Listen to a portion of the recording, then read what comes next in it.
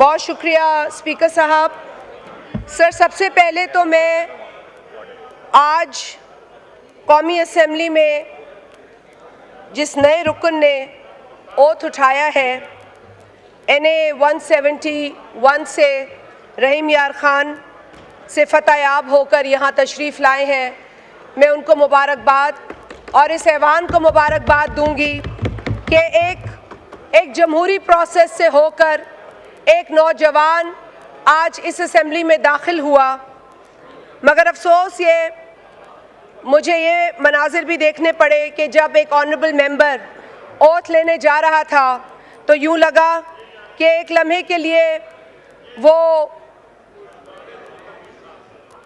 कुछ ऐसे लोगों का सामना कर रहा है जिन्हें जमहूरी रिवायात पर ना यकीन है, ना उन्होंने अपने कॉन्डक्ट से यहाँ दिखाया है। और यकीनन ये एक अफसोसनाक बात थी, लेकिन अपने उस कॉलीग को मैं ये ज़रूर कहूँगी कि जिस रहीम यार खान से वोट लेकर आए हो मेरे भाई, उसकी आवाम की खिदमत करने के लिए यही सही फोरम है और यहीं पर आप अपने आवाम के मसाइल उठाएंगे जिसके लिए आपको आपके वोटर्स ने यहाँ मुंतखब करके भेजा है। सर, इसके साथ साथ मैं वफाकी हुकूमत की तवज्जो इस जानिब दिलाऊंगी कि सिंध के एक ऑनरेबल मिनिस्टर ने ये एतराज़ भी उठाया है कि पाकिस्तान की करेंसी नोट के ऊपर मोहनजोदड़ो की तस्वीर है, वो जो तस्वीर है उसको शायद हटाने का प्रपोज़ल है। ये बहुत ही अफसोसनाक खबर है और बहुत ही अफसोसनाक प्रपोज़ल है। I would request the honorable ministers present here, and if I could get their attention, the attention of the honorable ministers कि प्लीज़ पाकिस्तान की करेंसी नोट पर जो मोहनजोदड़ो की तस्वीर है उसे हटाया ना जाए। बहुत शुक्रिया। It's a matter of honour for us कि वहाँ पर एक ऐसे मुकाम की तस्वीर है जिसे दुनिया मानती है। सर, इसके साथ साथ यहाँ पर कुछ और बातें हुई और जिस तरीके से हमारे honourable chairman Pakistan Peoples Party ने भी बात की, उसके बाद ऑनरेबल मेंबर और former prime minister former speaker Raja Pervez Ashraf Sahab ने भी बात की कि हम इस ऐवान का माहौल बेहतर करने की कोशिश कर रहे हैं। हम चाहते हैं मिलकर काम करें, हम चाहते हैं अच्छी रिवायात डाली जाएँ और ख़ास तौर पे पाकिस्तान पीपल्स पार्टी जिसने इस पार्लियामेंट के लिए, इस जमहूरियत के लिए, इस मुत्तफ़िक़ा आइन के लिए बहुत कुर्बानियाँ दी हैं। हम ये हरगिज़ नहीं देखना चाहते कि इस पार्लियामान को कोई थ्रेटन करे। इस पार्लियामान के अंदर जो मुत्तफ़िक़ा आइन पास हुआ उसके अंदर जो दर्ज इदारे हैं उनकी कोई बेहुरमती करे। हम ये हरगिज़ नहीं चाहते कि पाकिस्तान के जमहूरी निज़ाम को कोई साजिश का निशाना बनाए या उस पर कोई हमला करे। सर, माजी में बहुत कुछ हुआ है। हर बात को अगर हम यहाँ पेश भी करते हैं तो हम पर यह इल्ज़ाम होता है कि हमने तल्ख बातें की हैं। मेरा नाम लेके एक ऑनरेबल मेंबर ने कहा 4 रोज़ कबल कि मैंने कोई तल्ख बातें की। मैंने कभी कोई तल्ख बात नहीं की। मैंने जो बात की वो हक़ाइक़ पर मबनी की। मुझे यहाँ ना शौक़ है बातें बनाने का और इस ऐवान पे खड़े होकर हम जब बात करें तो हमारी जिम्मेदारी है कि हम सच बात करें, ये हम पर फ़र्ज़ बनता है। सर, यहाँ पर मेरे कायद जनाब बिलावल भुट्टो जरदारी साहब के विज़न पर बात की गई। मुझे बड़ा अफसोस हुआ कि ऐसी जमात से ताल्लुक़ रखने वाले लोग विज़न की बात करते हैं जिनके लीडर का विज़न हमारे सामने है। अब अगर मैं विज़न की बात करूं तो वो विज़न जिसके तहत उस शख्स ने कहा कि जब ख़वातीन छोटे छोटे कपड़े पहनती हैं तो मर्द अपने पे कंट्रोल नहीं रख सकते, वो रोबोट नहीं है। ये विज़न या वो विज़न के जापान और जर्मनी का बॉर्डर मिलता है इसीलिए वो एक साथ ट्रेड करते हैं बॉर्डर के ऊपर, या वो विज़न के रात को प्लांट्स में से ऑक्सीजन निकलता है जबकि पूरी दुनिया को पता है कि प्लांट्स में से ऑक्सीजन नहीं निकलता, या वो विज़न के साल में 12 सीज़न होते हैं, 12 मौसम होते हैं। सर, कट्टों की भी बहुत सारी बातें हैं, लेकिन सर एक संगीन बात है विज़न की, वो विज़न कि जब हज़ारा कम्युनिटी के 11 लोग शहीद हुए क्वेटा में और जनवरी 2021 में उस शख्स ने कहा जब उस कम्युनिटी के लोगों ने डिमांड की कि मुल्क का वजीर आजम हमारे पास इज़हार यकजहती के लिए आए, तो उसने कहा मैं ब्लैकमेल नहीं होता। यह है विजन। आप इस विजन की बात कर रहे थे, या आप इस विजन की बात कर रहे थे जब उस शख्स ने एक सरगोदा के जलसे में खड़े होकर एक खातून पॉलिटिशियन के लिए नाम लेकर कहा कि मैं तुम्हारे लिए बात करूंगा तो तुम्हारे शौहर को कुछ होगा। अगर इस तरह का छिछोरा अंदाज विजन है तो आई condemn this vision, I strongly condemn this vision. Sir, हमें आप विजन की बात करते हैं और बगल में बैठे पार्टी बदलने वाले को मिसाल के तौर पर पेश करते हैं। सर, हमें तो ये मिसाल देनी चाहिए कि जिस पार्टी में हो उसी में मरो, उसी का साथ निभाओ, उसी के साथ लॉयल रहो। पार्टी पार्टी खेलने वाले को इनकरेज मत करो। अगर कोई पार्टी बदलता है तो उसे कहो जिसमें हो इसी में रहो। और साथ ही इनकी रुदाद में सुन चुकी हूँ। और आप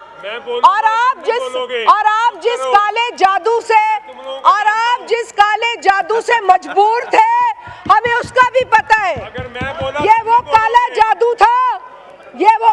जादू था जिसने इस पाकिस्तान को 4.5 साल यरगमाल बना के रखा। हम जानते, हमें मजबूरियां नहीं है जादू की। अल्लाह का शुक्र है, हमें खुदा पर, अल्लाह के रसूल पर ईमान है। हम इस जादू पे यकीन नहीं रखते।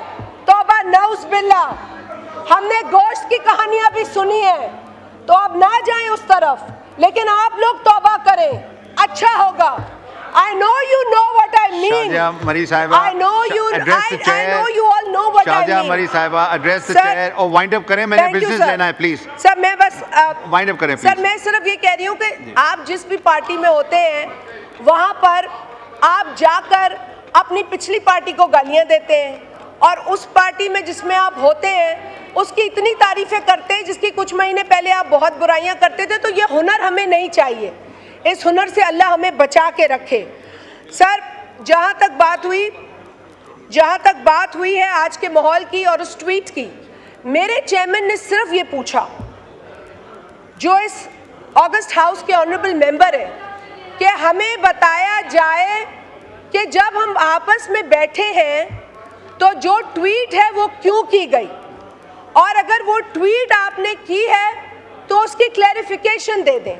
वहाँ से मेरा ख्याल है कोई आधा दर्जन लोग अब तक बोल चुके हैं, लेकिन किसी एक शख्स ने नहीं बताया कि वो ट्वीट क्यों हुई, उस ट्वीट का मकसद क्या था, उस ट्वीट में बातें जो लिखी थी उसको आपने एक्सप्लेन नहीं किया। सर, 8 सितंबर को सीएम केपी ने मैं समझती हूँ कि एक काबिले अफसोस, काबिले मजम्मत तकरीर की। उसमें उस शख्स ने जिन सहाफ़ियों पर हमला किया, अटैक किया, आज तक उनसे माफ़ी नहीं मांगी। आप लोगों ने एक अच्छा मुजाहरा किया, आपने अपॉलॉजी की, लेकिन दूसरे दिन आपके लीडर ने आप ही को बुज़दिल कह दिया।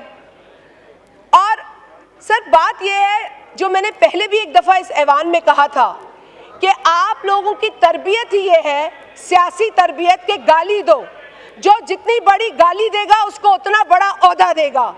तो मेरे भाई मुस्तफ़ा कमाल, उसको ओहदा उसकी गाली देने पर मिला है, उसकी कारकर्दगी पर नहीं मिला। और हमने देखा 8 सितंबर की तकरीर में क्या हुआ। 8 सितंबर की तकरीर में खवातीन के साथ क्या हुआ।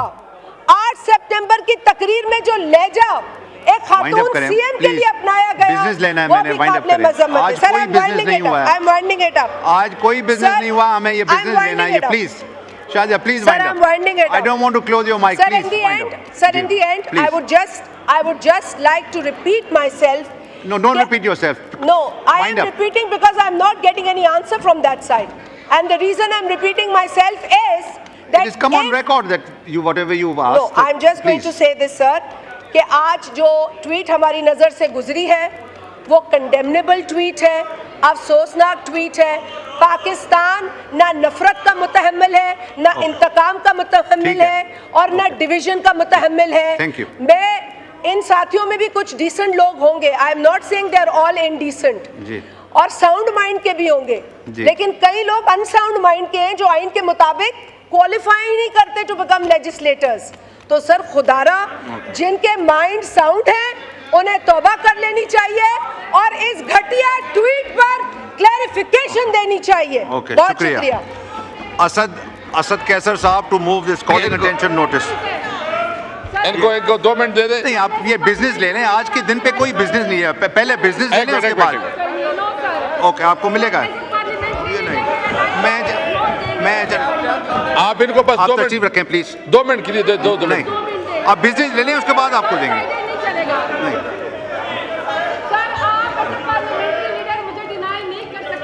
मैं एक आपको मौका मिलेगा तो आप 2 मिनट देखें। अगर जो ऑनरेबल मेंबर उस वक्त खड़ा हो जाए कि ये मुझे इस वक्त टाइम चाहिए वरना हाउस नहीं चलेगा, तो नहीं चलाते हाउस को। ये कल अटेंशन में ले लो जी। 1 मिनट जी, आप पढ़ें कॉलिंग अटेंशन नोटिस। जी, एक मिनट आप साइड क्या नाम कुरैशी साहब, ज़ैन कुरैशी प्लीज। जी जी, ये एक कॉलिंग अटेंशन है।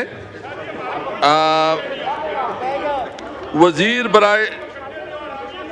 बराए तवानाई पेट्रोलियम डिवीज़न की तवज्जो आवाम की इस गहरी तशवीश का बायस बनने वाली फौरी अवामिल अहमियत के मामले की जानिब दिलाएंगे जो पाकिस्तान तरक्की मुआदनियत कॉरपोरेशन PMDC की मुजवज़ा निकासी से मुतालिक है। जी शुक्रिया। जी, ये बिज़नेस ले लें, आज के दिन पे कोई बिज़नेस नहीं हुआ है, इसलिए आपसे गुजारिश है कि आप ही के साइड के मेंबरान अगर वो 5 मिनट की जगह 15-15 मिनट बात करेंगे तो कहाँ से होगा। आप तशरीफ़ रखें, आपको देता हूँ, अगर आप 2 मिनट सब्र कर लें, ये कॉलिंग अटेंशन हो जाए। जी, मिनिस्टर पेट्रोलियम। बहुत बहुत शुक्रिया स्पीकर साहब। स्पीकर साहब, ये असद कैसर साहब ने जो सवाल उठाया है ये बड़ा अहम सवाल है। मैं अक्सर सोचता हूँ कि रियासत का मकसद क्या होता है। रियासत का मकसद ये है कि रियासत लोगों को उम्मीद दे और लोगों को नौकरियाँ दे। नौकरियाँ सर सिर्फ उसी सूरत मिल सकती हैं अगर रियासत लोगों के रास्ते से हट जाए और आपके और हमारे ये बच्चे बच्चियाँ जिनकी आंखों में ख्वाब हैं, जो कॉलेजों स्कूलों से निकलते हैं और नए कारोबार शुरू कर सकते हैं, उनको मौका दिया जाए कि वो नए कारोबार करें।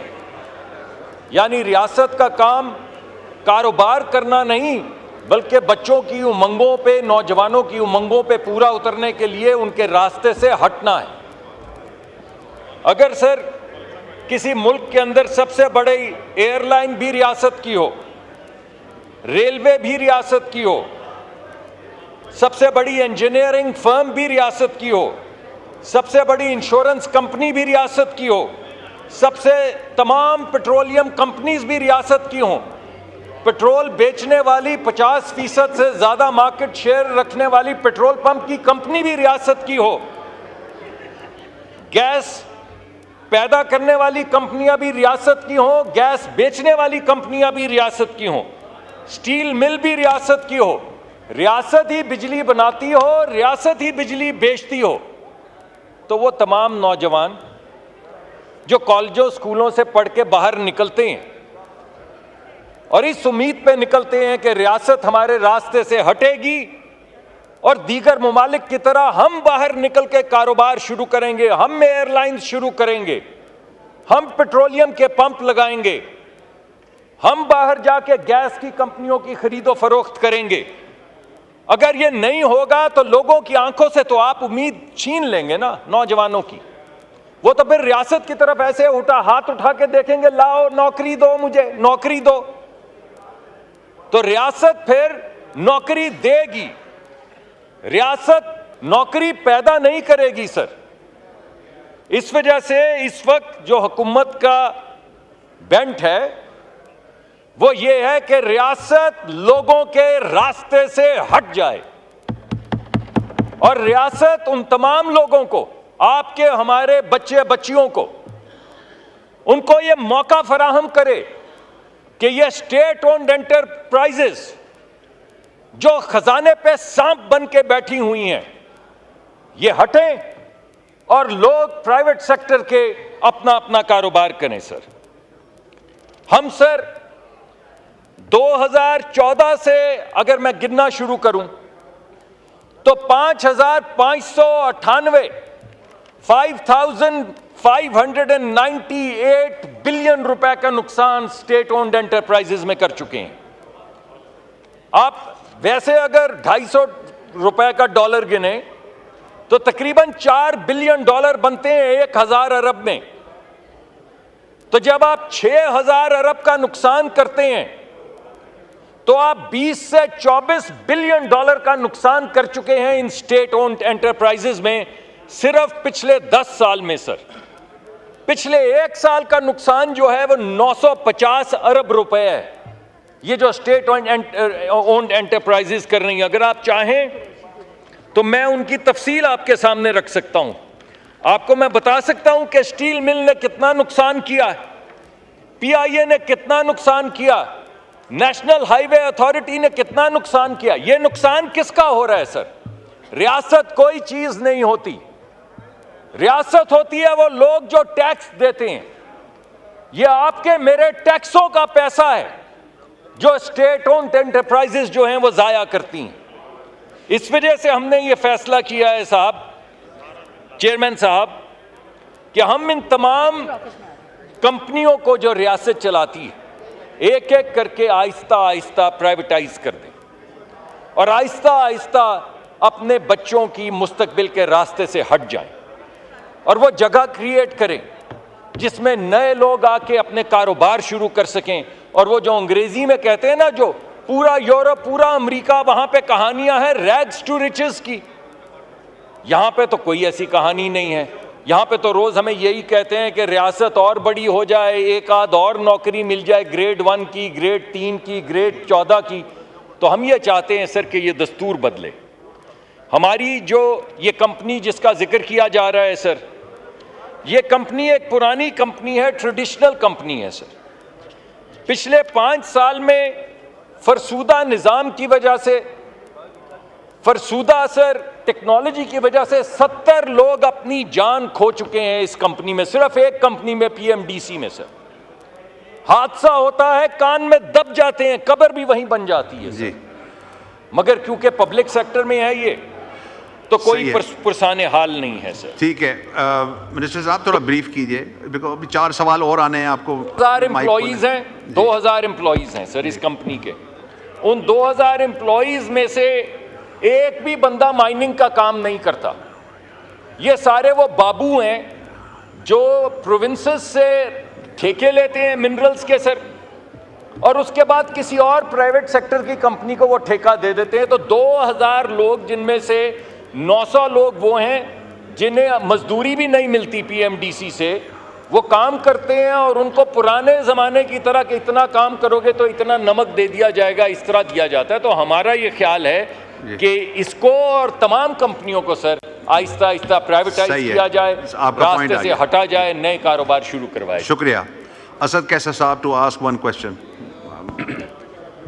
मिनिस्टर साहब ने माशाल्लाह, स्पीकर साहब आपकी तवज्जो चाहिए, मिनिस्टर साहब ने माशाल्लाह बहुत जज्बाती तकरीर की और स्टेटिस्टिक की बजाय जो है ना, जो चाहिए था हमें जवाब, उसके मुताबिक नहीं दिया। सबसे पहले मैं पूछना चाहता हूँ कि क्या इसकी जो ये डिसीजन हुआ है, ये सीसीआई के एजेंडे पे आया है, सीसीआई से ये प्रूव हो चुका है?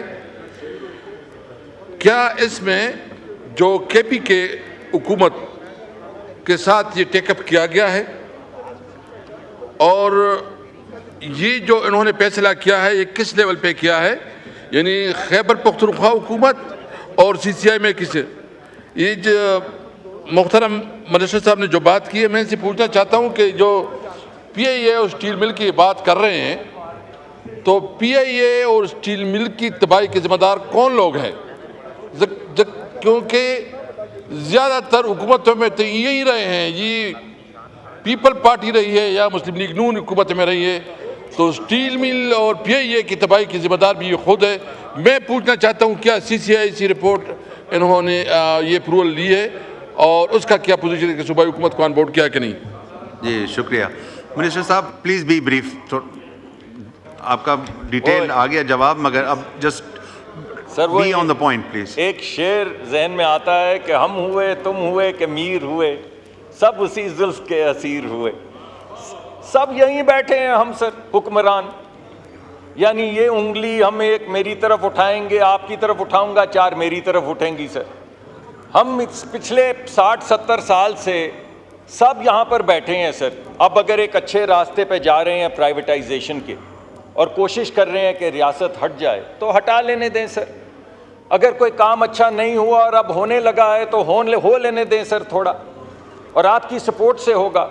ये इदारा तो एक वफाकी इदारा है सर।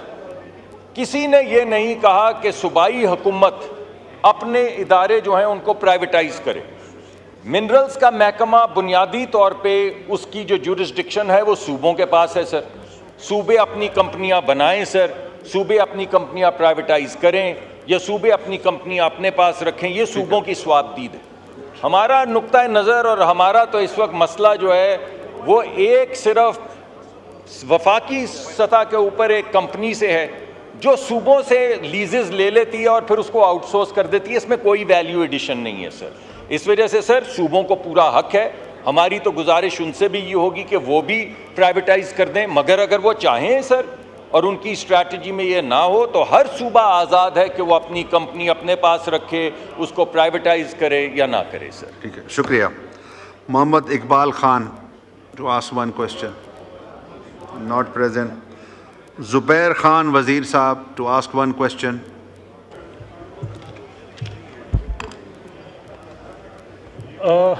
जनाब मेरा सवाल है कि ये PMDC जो हमारा इदारा है ये सिर्फ ये साउथ वज़ीरिस्तान में मुझे बताएं कि इसमें इसके कितने लिस्ट पे उन्होंने काम किया है और कितना इस पे काम कर रहे हैं। और दूसरी बात ये है कि ये जो निजकारी का कह रहे हैं, हम ये कह रहे हैं कि बेशक निजकारी कर ले, लेकिन ऐसा ना हो कि ये हुकूमत चली जाए, सब कुछ बेच दे, बाद में कुछ भी वो न बचे। Thank you. जी मिनिस्टर साहब प्लीज बी ब्रीफ। जी सर। सर मैंने तो नहीं कहा, मैंने तो आपको कहा कि तकरीबन तमाम मिनरल्स जो हैं वो तो सूबों के पास है सर, बेशक मत बेचें। हमने तो कहा ही नहीं बेचें, और अगर आपको बेचनी है तो बेशक बेच दें सर। हमने ये भी नहीं कहा आपको बेचें, हमने ये भी नहीं कहा आपको रखें सर। ये तो कम्प्लीटली आपकी अपनी, हमारी तो एक छोटी सी कंपनी है सर, लेकिन आपके इलाके में उसने क्या काम किया और उसके पास कितनी मिनरल्स हैं सर, इस वक्त मेरे पास वो डेटा मौजूद नहीं है। मैं हाजिर हो जाऊंगा सर आपके पास। शुक्रिया। साजिद खान साहब टू आस्क वन क्वेश्चन। शुक्रिया जनाब स्पीकर।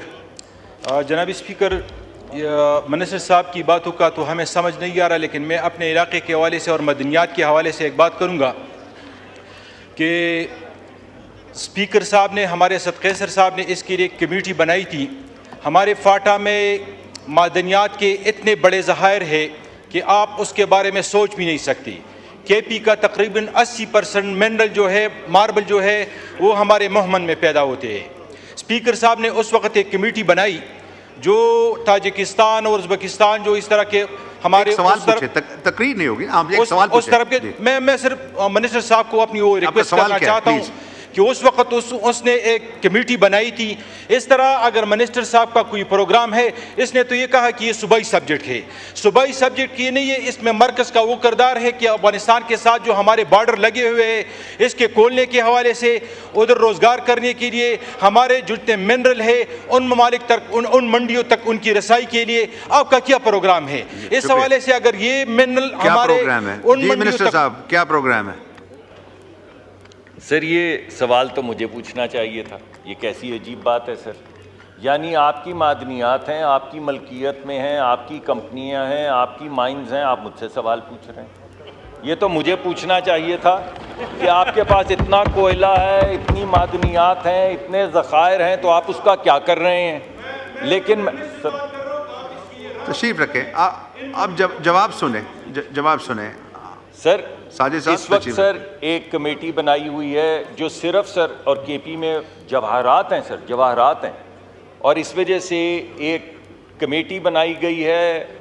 हमारे जो मिनिस्टर प्राइवेटाइजेशन भी हैं और कम्युनिकेशन भी हैं सर, अलीम खान साहब की सरबराही में, उन्होंने पूरा एक पैकेज बनाया है तमाम जवाहरात को माइनिंग करने का, टेक्नोलॉजी लाने का और बैनुल अक़वामी सतह पे एक्सपोर्ट करने का। वो प्लान आपके सामने आ जाएगा सर।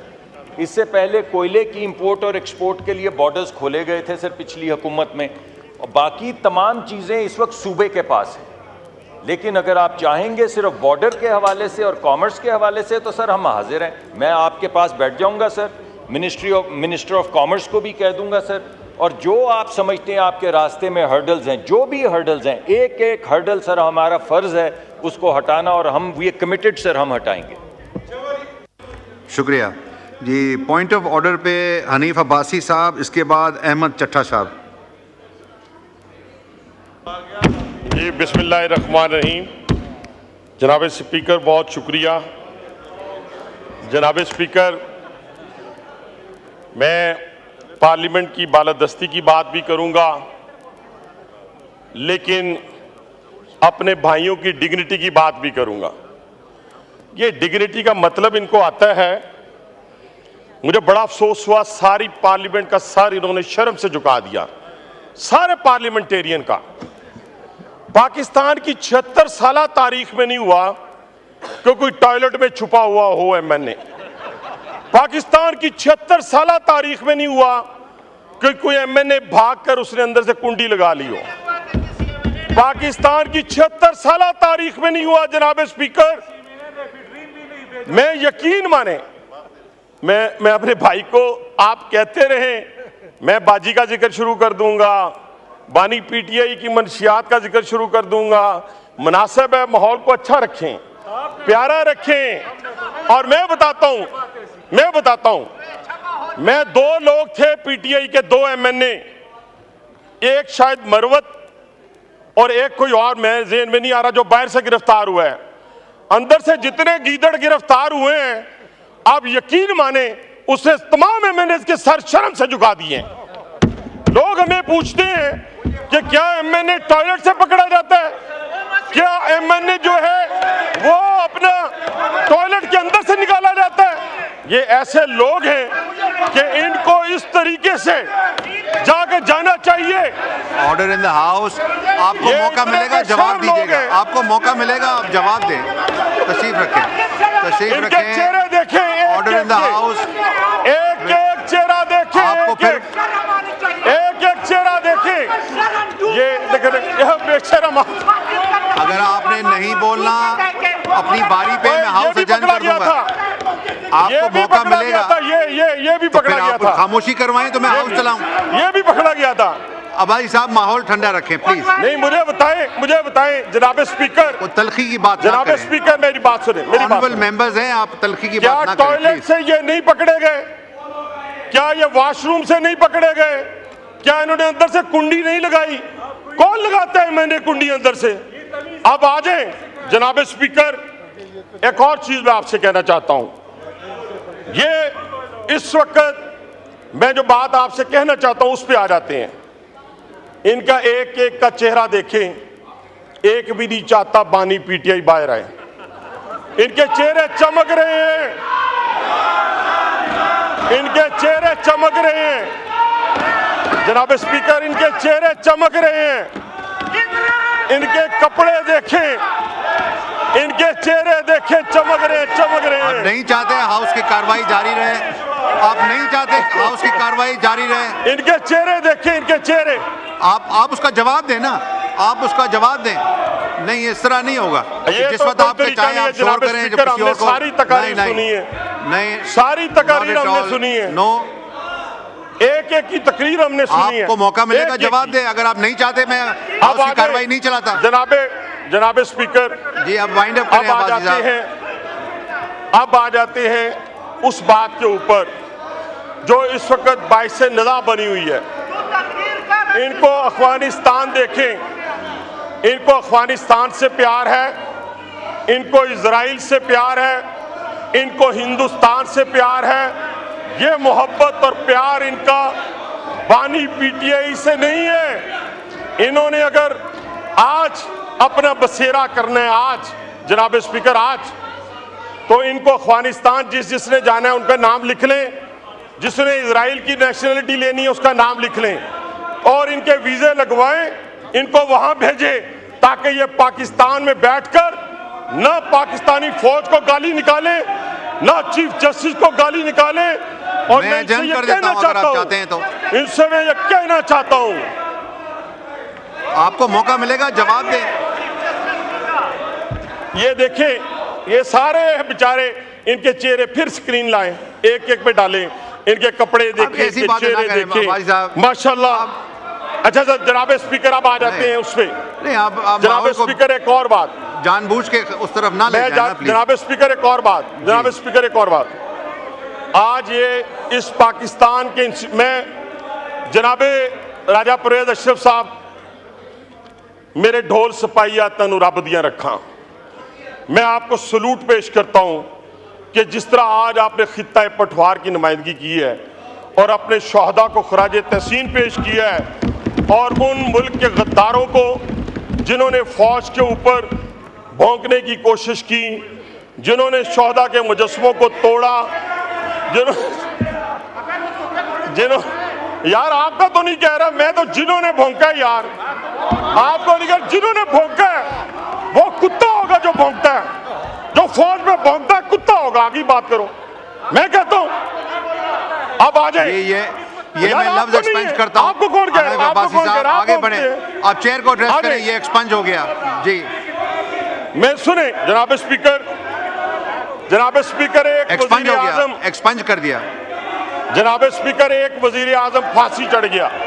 ये वाइंड अप करें, वाइंड अप करें। मैं करता हूं, इनको चुप कराएं, मैं 5 मिनट लेता हूं, 5 मिनट। अब बस ठीक है, डन हो गया, डन हो गया। मरवत ने कह दिया 5 मिनट, 5 मिनट, 5 मिनट मरवत के कहने पे, और कोई बात ऐसी नहीं जिसकी इनकी दुम पे पाऊं। अब मेरा कहना नहीं मानते, मरवत साहब का कैसे कहना मानेंगे? जनाब स्पीकर सुनते जाएं, अभी 2 मिनट आप सुन लें ना, आप कोई ऐसी बात करें ना मुझसे तो रखें। जनाब स्पीकर, ठीक है जनाब स्पीकर, इस मुल्क के अंदर एक वजीर आजम फांसी चढ़ गया, एक 3 दफा जिला वतन हो गया, एक दहशतगर्दी का निशाना बन गई, लेकिन खुदा की कसम किसी पार्टी की तरफ से जनाब स्पीकर इस मुल्क के फौज के ऊपर, अदलिया के ऊपर उन्होंने हमला नहीं किया, इन पर बम गिराने की बात नहीं की। अब ये अगर बात आप करेंगे, तशरीफ रखें, आपको मेरा ख्याल है तशरीफ रखें, ऑर्डर इन द हाउस। अगर आपने चस्का लेना है तो मैं चस्का देने के लिए तैयार हूं आपको। आप देखें ना जनाब स्पीकर, आप, मैंने तो दुम पे पांव रखा ही नहीं जनाब अब्बासी साहब। जनाब स्पीकर देखें ना, ये तो कोई बात ना हुई प्लीज। अब कैसे बात करूं, मुझे बताएं कैसे बात करूं?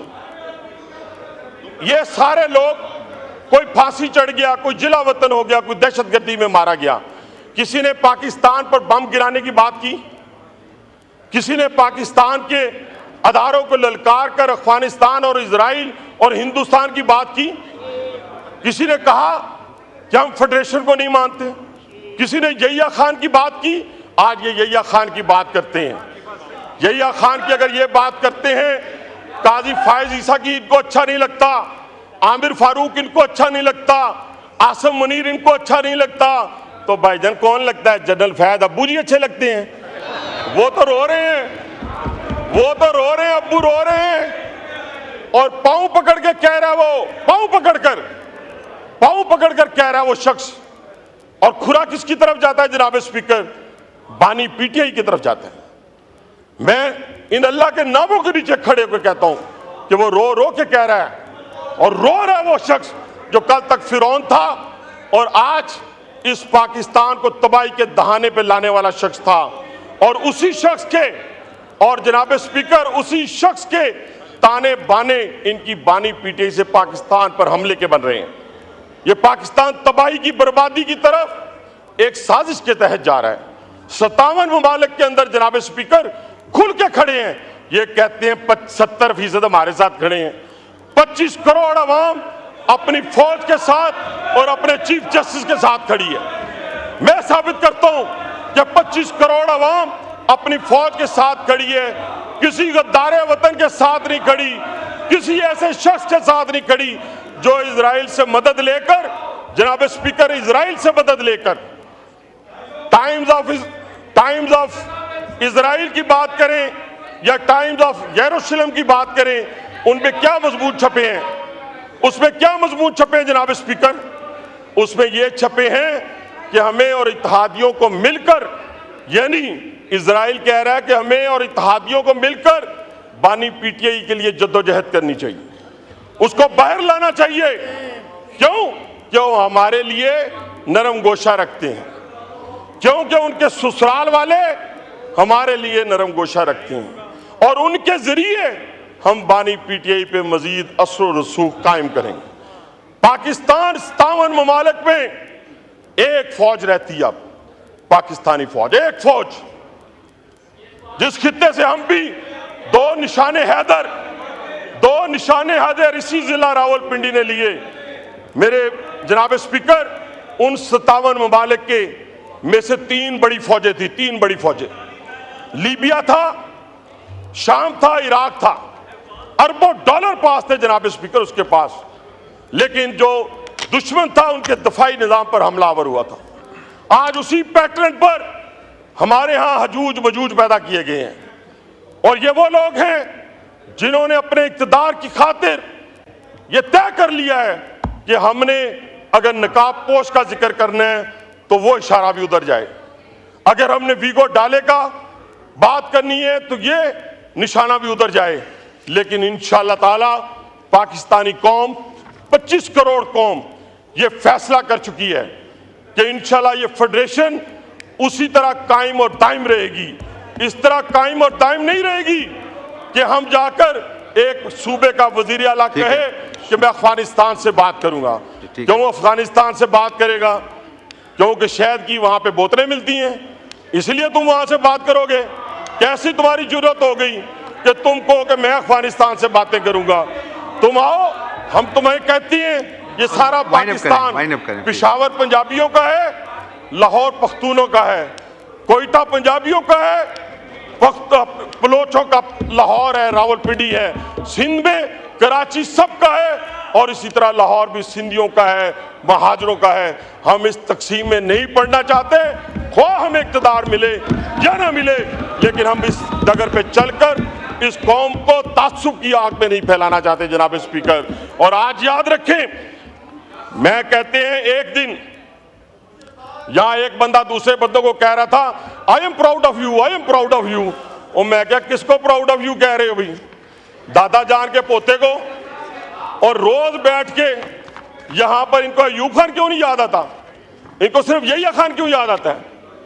इनको अयूब खान क्यों याद नहीं आता जिसने शब खून मारा, जिसने फातिमा जना को गद्दार करार दिया? आज तुम इस तरीके से बात करते हो, कम अज कम शर्म और हया होनी चाहिए। वाइंड अप करें बस 5-7 मिनट। नहीं बस जनाब स्पीकर, जनाब स्पीकर, जनाब स्पीकर, ये देखें जनाब स्पीकर, आपके साथ एजेंड कर दूं हाउस, आप नहीं। जनाब स्पीकर, ये देखें कैसे बदतमीजी कर रहे हैं। Adjourned to meet again on Sunday 15 September 2024 at 11:30 AM